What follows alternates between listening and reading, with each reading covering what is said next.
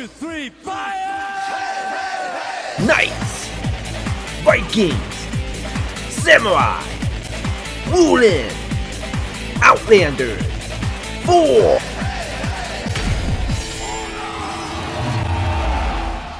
Welcome back. I am joined once again by the always wonderful Alex. How are you doing today? Absolutely fantastic. So happy to have you back on the Den. Lovely to be here. So today we've got, with the new hero, we've got new armor variations coming. But before we get to those armor variations, we're going to talk a little bit about the event pass, which is coming up February 1st through February 22nd. Ooh. We've got the Varangian Guards Pledge. And so, Alex, what can you tell us about the rewards? So, in this event pass, we have the Guards Commitment Battle Outfit, which is very Varangian inspired. It's got a little bit of mosaic patterning, really get you into the spirit of being a Varangian. For the mood effect, it is Catla's Quarry, with a symbol that you'll really become very familiar with throughout the TU. Yeah. And Catla's such a great name. I just love that for her. The ornament is Guard Loyalty. This one is a shield, really getting into that mindset of being a human shield, guarding others. That's going to look great on the shoulder slot. I already have a couple heroes in mind that I'm going to put that drip onto. Looking forward to that. So again, you can get those in the free event pass February 1st through February 22nd. But I said armor variations, and I know that's what what the people want. So, what can you tell us about the armor variations coming up and some of the like design aspects that players should look for? Sure. So, this TU, we're going to have the continuation of the set that we started last season. So, last season we got our Knights and Samurai. This TU, we're going to be bringing Viking, Woolen, and Outlanders.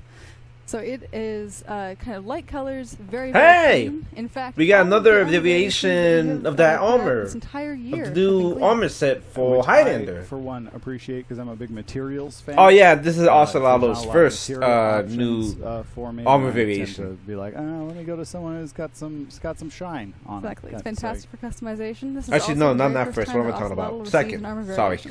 So he got one in and anytime season 3. Our My bad. Jungle Sorry. Boy gets some more drip added in. That's a good day. So you can look for these coming, like I said, February 1st through February 22nd.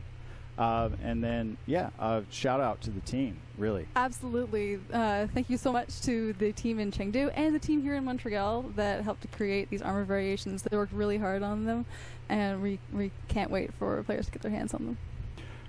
Yeah, and so that's all we have for this segment. I want to thank you for joining us. Short-ass segment. Everyone at home for tuning in. Stay with us because this whole live stream has been focused only on the heroes. We've got patch notes with JC, the Lord and Savior. So don't go anywhere. We're going to show you the complete armor variations video right now, and then we'll be back with JC. Okay, armor variations. They do good ones for the Vikings, especially with the new Viking hero coming out. Let's wait and see. I already saw the Highlanders one and it looks awesome.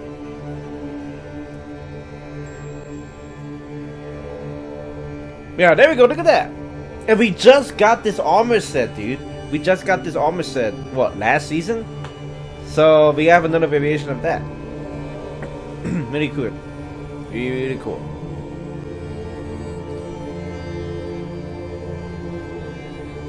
Yeah, man. Now, since we have ourselves a Viking hero that actually does have, you know, like some nice armor to them, they need to go ahead and step up to the rest of the Vikings now. So hopefully they can go ahead and do that next year.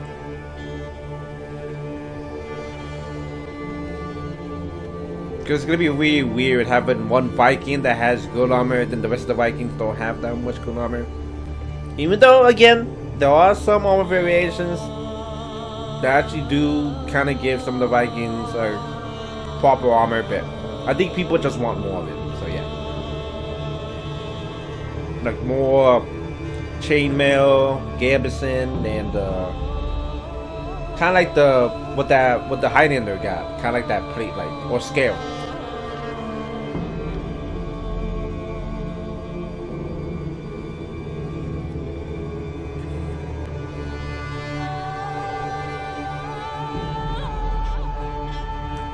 The wooden armor looks great though.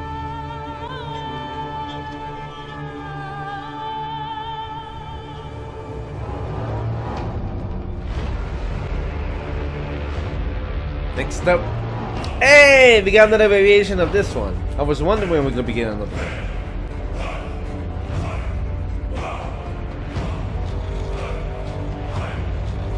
Magi, got another variation of this one. This one is a lot more cleaner. Because I don't know if you guys know, but the developers did say that when it comes to the armor variations, they wanted to go ahead and fit the season for this year.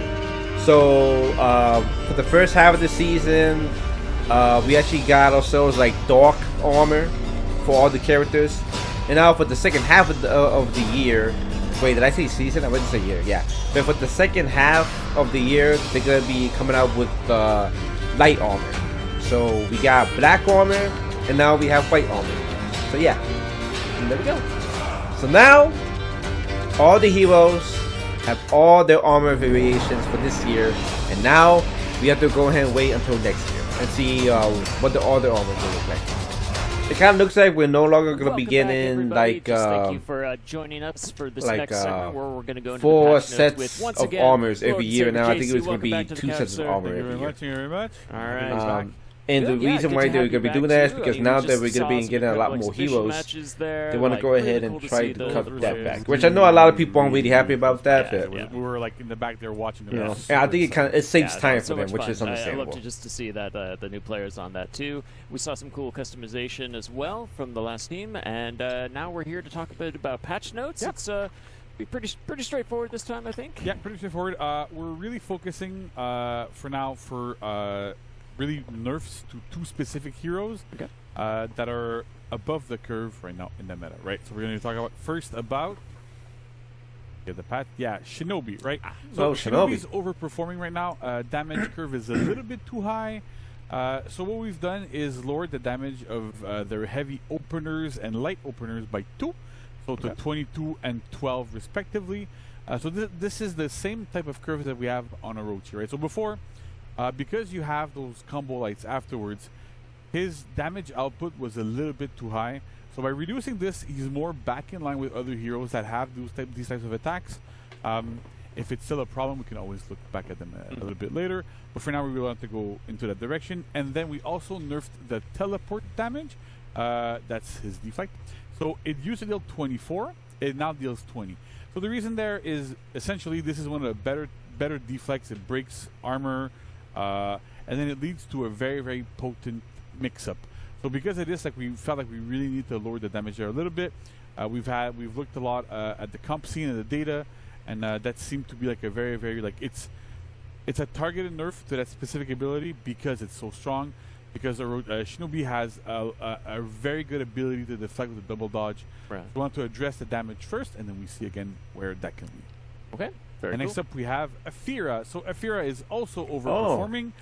So we're doing some slight changes here.